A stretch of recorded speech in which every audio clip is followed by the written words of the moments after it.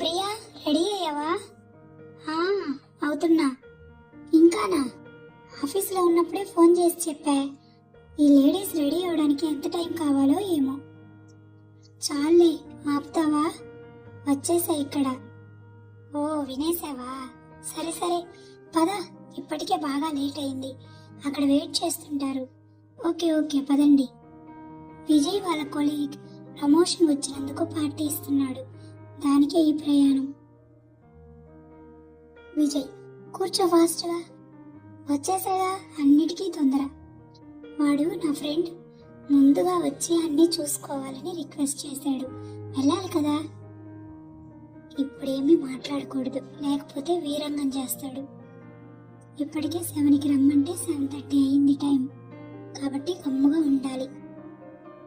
అబ్బా, ఈ ట్రాఫిక్ పెద్ద హెడేక్ ఎప్పుడు చూసినా. మొత్తానికి 45 మినిట్స్ లేట్ పార్టీకి వెళ్ళారు. అక్కడికి వెళ్ళకముందే గబగబా ప్రియాని ఓ చోట కూర్చోమని చెప్పి తన ఫ్రెండ్ రవి దగ్గరికి వెళ్ళిపోయాడు విజయ్. ప్రియాని అసలు పట్టించుకోలేదు. ప్రియాకి అక్కడ ఎవ్వరూ తెలియదు, ఎలా అందరితో మాట్లాడగలదు. అందుకే కామ్గా ఓ మూల కూర్చొని కాసేపు ఫోన్ చూస్తూ, కాసేపు అందరినీ చూస్తూ సమయాన్ని గడిపింది. విజయ్ అసలు ప్రియా ఒకటి ఉందని కూడా పట్టించుకోలేదు. ఎక్కడికి వెళ్ళినా అంతే. ఏమన్నా అంటే భార్య కొంగు పట్టుకొని తిరగాల అంటాడు. చాలా పెద్ద పెద్ద గొడవలే జరిగి ఇక విసిగిపోయి ప్రియానే చివరికి కాంప్రమైజ్ అయిపోయి లైఫ్ లీడ్ చేస్తుంది. మ్యారేజ్ ఇప్పటికీ 5 ఇయర్స్ అయింది, పిల్లలు పుట్టలేదు. వాళ్ళైనా ఉంటే కొంచెం ఈ ఒంటరితనం నుండి బయటికి రావచ్చు అనుకునేది. పార్టీకి రాను అంటే ఒప్పుకోడు. ఆల్రెడీ ఇంతకుముందు ఓసారి రాను అన్నందుకు చాలా పెద్ద గొడవే చేసేసాడు. అసలే ప్రియా వాళ్ళ పేరెంట్స్ కొంచెం మధ్య తరగతి వాళ్ళు, పరువు మర్యాద ఉన్నవాళ్ళు ఊళ్ళో. ఇద్దరు ఆడపిల్లలు. అందువల్ల ప్రియా లేకపోని ఈగోస్కు వెళ్లకుండా విజయ్కి అనుకూలంగానే ఉంటుంది. విజయ్ పార్టీ పనుల్లో మునిగి తేలుతున్నాడు. ప్రియా ఉందనే స్పృహలో కూడా లేడు. మొత్తానికి పార్టీ అయిపోయింది. అప్పుడు వెతికాడు ప్రియాని. ఎక్కడ కూర్చొని పెడితే అక్కడే ఉంది. ప్రియ అందరిలో కలిసిపోదు అనే కంప్లైంట్ ఉంది విజయ్కి. విజయ్ వచ్చి ప్రియా దగ్గరికి, ప్రియా వెళ్దాం పదా అన్నాడు. ప్రియా సరే అంది. తిన్నావు కదా అన్నాడు.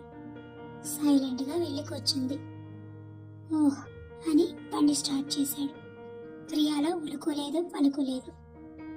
విజయ్కి ఇప్పుడు కొంచెం ఫ్రీగా ఉంది కాబట్టి ప్రియాతో మాట్లాడుతున్నాడు. అప్పటికి నైట్ 11 అయ్యింది. ఇంటికి రిటర్న్ వస్తూ ఉన్నారు. ప్రియా ఏటో చూసుకుంటూ విజయ్తో ఏమీ మాట్లాడటం లేదు.